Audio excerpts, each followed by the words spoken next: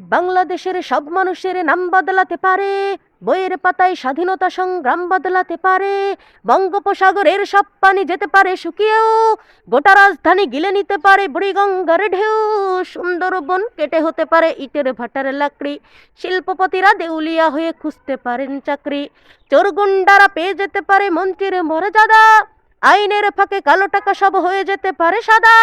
অনেকেই বলে এই দেশ নাকি হুজুগ জাতির দেশ, দফায় দফায় বদলাই এর রং ঢং পরিবেশ, তাই বলে ইসলাম তো এদেশে হুজুগে হবে না শেষ, হুজুগে হবে না শেষ। ইসলাম এ জাতির পড়তে পড়তে জনপদ ঘরে ঘরে, ইসলাম এ জাতির 90% মানুষের অন্তরে, ইসলাম নিয়ে কেউ সিনিমিনি খেলে এমন শক্তি নেই,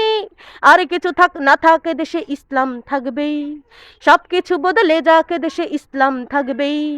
আর কিছু থাক না থাক দেশে ইসলাম থাকবেই, সব কিছু বদলে যাক দেশে ইসলাম থাকবেই।